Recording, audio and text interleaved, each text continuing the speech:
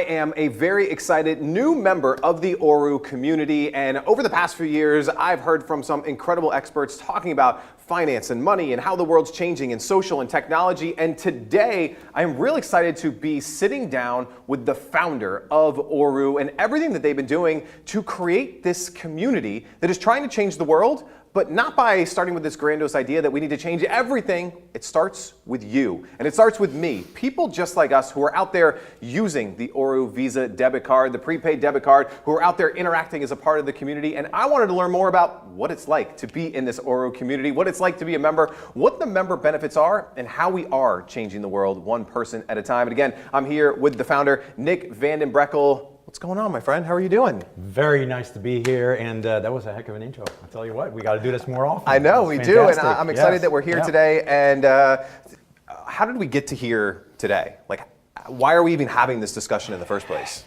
That's a great question. It's a great question to ask, and it has everything to do where society is today. Not just in the United States, but globally. When you're looking at how people are engaged with other people. Yeah. And clearly, there's a huge shift between what is really the baby boom generation, the people who came up in the computer revolution, if you will, right, and the current generation of millennials and younger people who grew up with smartphones and computers and tablets. We got this everywhere we go. Everywhere, it's attached to us. As a matter of fact, in our travels, you go to countries where the infrastructure and the local economy really would be considered third world. Yeah. Living circumstances and the circumstances of how people just try to survive, but they all have smartphones. Yeah. It's absolutely amazing. So everybody's connected. Yeah. And because of this connection, you have these platforms, social platforms like Facebook, Instagram, anything that can be done with a smartphone to stay connected. Right. And it creates this environment where everybody is always connected to somebody else. Yeah. And what's interesting about that is the amount of time that people spend being occupied or preoccupied with these activities. And you could almost say how much productivity is lost, right, by doing that. Well, and productivity not just from an employer or a job, but productivity from being present with your family or being present with your kids when you're, well, exactly. It's just productivity in general. And as you know, a lot of this stuff is very addicting. Totally. It's addictive to always wait for that next notification or to see if something that you've done is liked by somebody else. Yeah. And then if for some reason, whatever it is you've done is not accepted positively by somebody else, now you feel bad about yourself. Yeah, I'm a failure because I only got 16 likes. Yeah. So now you have to remedy that, and all of a sudden you spend another 2 hours on there. Yeah. Now what's interesting, and I think this is an important point to understand about this current generation, for a long time, and a good example would be video gaming. I don't know if you remember this, but maybe I'm aging myself here a little bit, but remember those days where you would play these new video games, the Nintendo and whatever was out there, and your parents would say, listen, stop playing these video games. Right. It's a waste of time, and you're going to just throw your life away. You're going to be a couch potato. Right. Which at the time probably made sense. Of course. You can't say that anymore. Gaming is one of the most prolifically profitable industries, activities in the world today. And now there's professional video game players. It's crazy. They fill stadiums. Right. They to watch people play video games. Watch people play video games. Yeah. It's absolutely mind-boggling. So the notion of put your smartphone away, put your tablet away, don't do this because somehow it doesn't mesh with your rationale of what people should be, occupying themselves with. So the issue then becomes, how do you do that? Why would you do that? And you're not going to take a smartphone or current technology away from a person who grew up with it. Right. Well, I don't think our time spent on the devices is going to shrink. It's only going to. It's going to get bigger. It's going to increase. Yes. This thing, I don't know if they can see it on the camera, but the laptop is gone. It's going to be. Everything's going to happen right there on your device. Smarter, small smartphone platforms. Right now at the Consumer Electronics Show in Las Vegas, they're introducing things that, between Samsung and Apple and some of the other manufacturers, some of the things that are just amazing. Foldable screens that you can just put in your pocket, but they have to be just available to you. So you have a generation that wants to modify the behavior of the current generation. Right. And that's not going to happen. It's not. And so what do you do with that? Well, now you get into something that's very complex because you are dealing with an economy. You are dealing with jobs. And at the same time, we're seeing that things like automation becoming much more efficient. And we all know that that is going to take jobs away. Robotics. Mm-hmm. All of these things are right in line with the progress and evolution of technology. However, like we said earlier, when you are taking this productivity of you being involved in these networks, but you're not getting anything in return. Right. What do you do with that when an enormous amount of your time is occupied on somebody else's network? And they certainly profit from it. You know, we're not going to talk about who's here, but the thing is that they take your time and they monetize your time for their own benefit. So let's talk about that for a second, because I don't want that to be lost on anyone. So when you're on one of these networks, doesn't matter which one it is, and you're posting about, you know, what you had for breakfast, you're posting about a restaurant you just went to, a movie you just saw, whatever it is, your only reward is ego or the dopamine hit that you get that I posted it and you liked it and the camera guy liked it and whoever else liked it. But the platform is actually making money on that because they're able to sell advertising against it. They're able to sell. I don't benefit from it at all except for my ego, whether it gets bruised or improved. Which, by the way, is an interesting concept here, because if you are, let's say, quite eloquent in giving that review of that restaurant that you liked or whatever reference you gave to something that you visited, that can make you quite popular. Right. You can have followers. You can have influence people, but guess what? Still doesn't do anything. Still doesn't do anything for me. Yeah. Or, at best, you become somewhat of an influencer. Yeah. Right? And then you're the one that is monetizing the time of the people who follow you. Right. And that doesn't really not that helpful either. No. It'd be helpful for you. If I'm the influencer. Yeah. But so that's a big deal. Yeah. It's a very, very big deal. So what do we do about that? And this is a problem that you saw, right, firsthand. You saw all these people spending so much time, hours and hours of their time every day on these platforms, building the platforms, but getting not much in return. And you wanted to do something about this. I did. So we are really just a group of technicians and technologists. We've been involved in technology for 30 plus years in every possible vertical that you can imagine. Yeah. So we have seen the development and the evolution of these platforms because we've been involved in them. We've written the software. We have built the microprocessors. We've created the technology that embodies the activities that people are constantly involved in.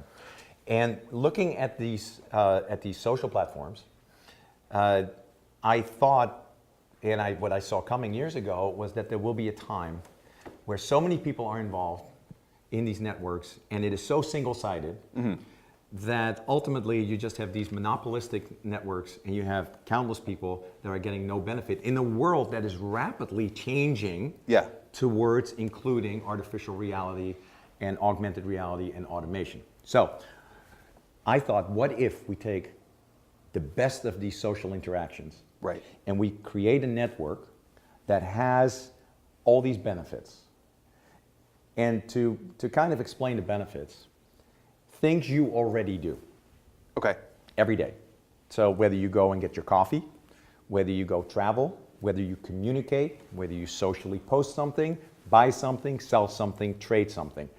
All these things you already do. Let's call that your transactional behavior. It's what you do. Everybody does that. It's your routine. Right. So what if we have a network that offers you all of these routines? So we have a chat platform, we have a social platform, we have a buying and a selling and a trading platform, we have a payment system, we have a Visa card. So everything you're already used to. So we're not trying to change you. Right. You're already doing this. But now we're throwing a twist at it. If you do that on our network, we're going to pay you for it. Just doing the same things I already do. We're going to pay you. I'm going to go to the coffee shop. I'm going to get my $3 latte, maybe $5 latte if you're in LA or somewhere. I'm now going to get rewarded for that. And not like a traditional just rewards credit card, right? That's not what we're talking about here. No, we're talking about you're actually getting money. And the reason why this is important is because we were thinking about what would happen if we create a network where for the first time ever, we actually reward people for their participation. And that participation is really up to you, isn't it? Right. You could say, we look at this network and I just like to travel. Well, you have ORU Travel. So you may book your travel and that may be all you do. But we still reward you. You may not like to travel, but maybe you like to use ORU Social, which is our social platform. And you stay in touch with your followers, with, very similar to some of these other networks. That's participation. We reward you for it. So whether you use some of it or all of it, we reward you. So let's talk about membership. This is big, right? So I think there's a lot of baby boomers, seniors out there. Maybe they're like accustomed to a membership like an AARP that's out there right now. Maybe younger people are in like a young professionals network. So you sign up for this network, this community, and you get benefits from that. You know, percentages off of going to get your oil changed, or whatever it is. And so you've really created this membership of stuff that we already do, that we already need, that we already consume. And now instead of just maybe getting the discount or getting participation or becoming the member, I'm also getting rewarded, and the reward is an actual financial reward. That's the big difference. It's a huge game changer, and a good analogy would be to use any of these networks that are currently out there. And then have yourself ask you a simple question: how much time am I spending on this particular network? And then ask yourself, did they pay me last week? I know it's a funny question, right? Because it seems counterintuitive. Wait a second, nobody does that, so why would this be? Ask yourself that question. Isn't that your time? Isn't your time valuable? Isn't your time worth something? Time is something you just can't recoup. Once it's spent, it's spent. Right. Because time is a currency. So, Nick, I think the big elephant in the room is how in the world do I get paid? Why and why am I getting paid? And where does this money come from? Is it just like the lottery? I mean, where's it all coming from? So just as the network is a real shift in philosophy, a different way of doing things. It's a real innovation at a social level. Right? We decided to do something else that is completely different as well. So the way that our organization works is very, very simple. It's a membership-based organization.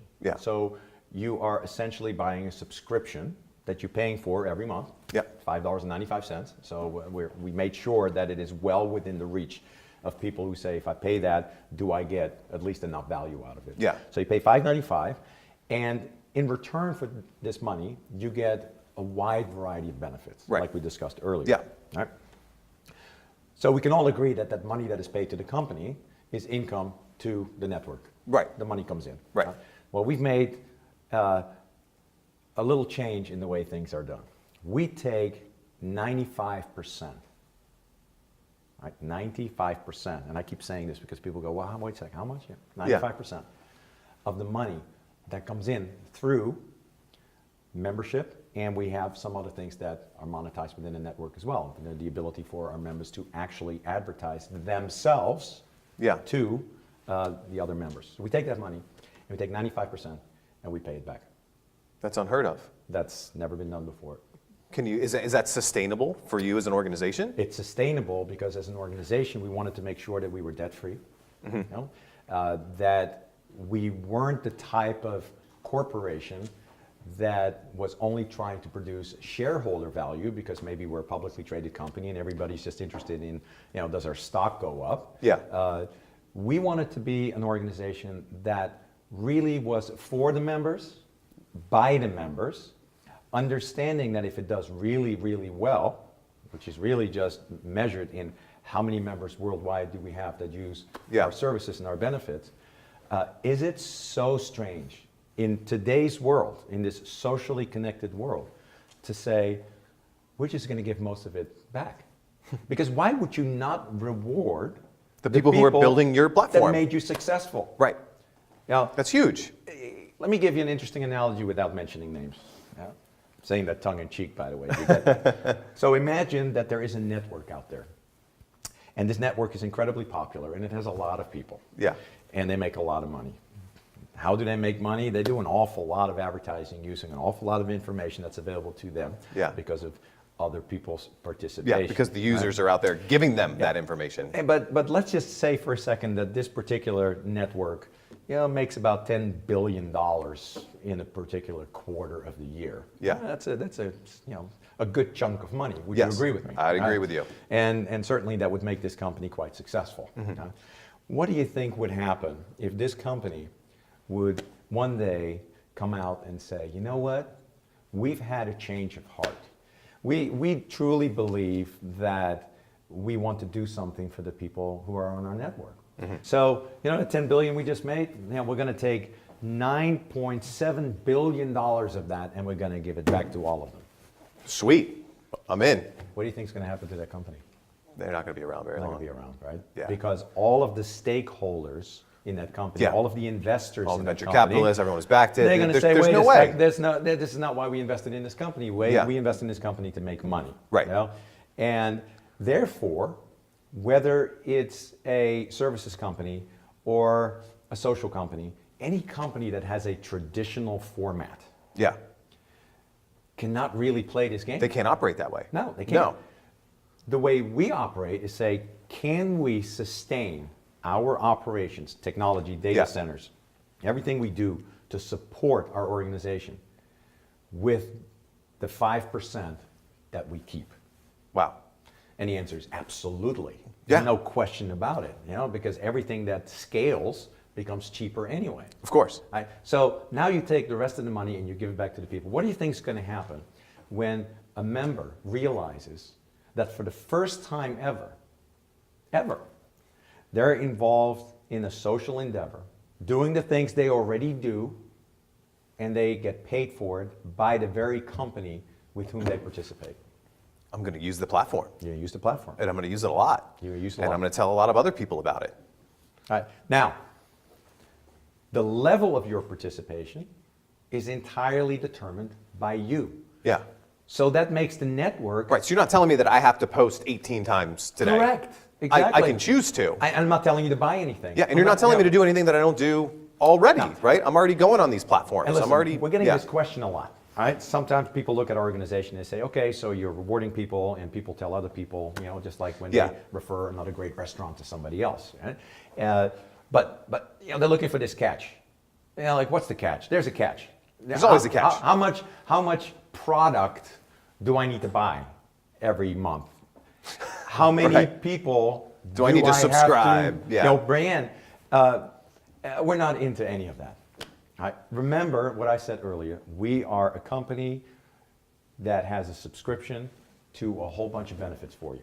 If you become a member of the ORU family and you pay $5.95 a month and you would never tell a soul about it, you would still have all of the benefits. Yeah. Very similar to you having a subscription to Netflix. Yeah. You pay, I don't know what it is these days, right. But so I pay the $10 a month. It doesn't matter if I watch one show or 1,000 shows. Right. And so it doesn't matter my level of participation. Netflix doesn't care if you told 60 people about or nobody. Netflix or nobody. Doesn't matter. Right? And I think the reason why you should do things that way is because it creates a level playing field. Yeah. You're not forcing people to do something that they're maybe not even capable of doing. Yeah. And you also don't tell them, if you don't, you're not going to get this. Yeah. Because now it becomes unattainable for most people to succeed. It is not about you succeeding in ORU. It's about you doing everything you already do. But getting your We're just helping fair you out. share. Yeah. So I want to talk about the benefits of membership, because I think this is huge, right? So I'm a member right now, and I'm paying my $5.95 a month. Yes. Right. What is membership? What am I entitled to? So I get access now to this social platform. I get access to getting rewarded for my actions. But what else? What else? Many things. As a matter of fact, this is one of the really exciting aspects of this network. So think of the network as this. As this ecosystem, right? And within this ecosystem, or think of it like a city or even a country, if you will, where all these services and all of these products are available to you, but because the ecosystem continues to grow, right, more and more of these products and services are available to you. Yeah, so what we're sharing today doesn't even scratch the surface on what's going to happen. No, not at all. But 90 days from now, 6 months from now, a year from now. Exactly, but even what we have today is significant. Right, and so what you wanted to do, and I'm going to have you go through some of these benefits in a second. Absolutely. For $5.95 a month, if I never use a social platform, if I never get paid back for going on there and using it, I'm getting more benefit than my $5.95 a month. That's the goal, is you have so many member benefits. Absolutely the goal. Yeah. And we cannot be the ones that tell you that is true, okay? Right. You are the one that says, you know, that $5.95 is almost inconsequential to everything that I get as a member. And I'll give you a great example for that. Sure. We have ORU Travel, which is our travel benefit. We like traveling, right? We like to vacation. Huge, huge. I think it's one of the largest, if not the largest single commercial endeavor in the world. Something like multiple trillions every year. Right. So people like to travel. I've never met anybody who really doesn't. I have met lots of people who cannot travel. They don't have the resources to do that. Right. But I think everybody wants to get away. Right. We all want to, whether we're waiting until retirement to do it, whether we're doing it with our family, whatever it is. So let me give you an example. Yeah. So you're a member, all right, and you want to, travel, just locally. Okay. A hotel, you want to get away. Maybe you have a date night with your girlfriend. Yeah, a little staycation or something. Exactly. And you go and book a hotel. Just forget the airplane, forget anything else. Just stick with the hotel for a second. Yeah. And let's say that this hotel normally has a price of $100 a night. Okay. But through our platform, our travel platform, ORU Travel, you can get it for $45. So that's nice. It's a good deal, right? I like it. So let's say you book that for 3 nights. Yeah. Because it's a staycation, right? You would like to go a little bit longer, but 3 nights. So in 3 nights, you would have saved about $180. Yeah. That you normally would not have. How much are you paying for your monthly membership again? $5.95. $5.95. So you basically pay for a year's worth of membership. There you go. And I just gave you a travel benefit. That's all. Yeah. Right? So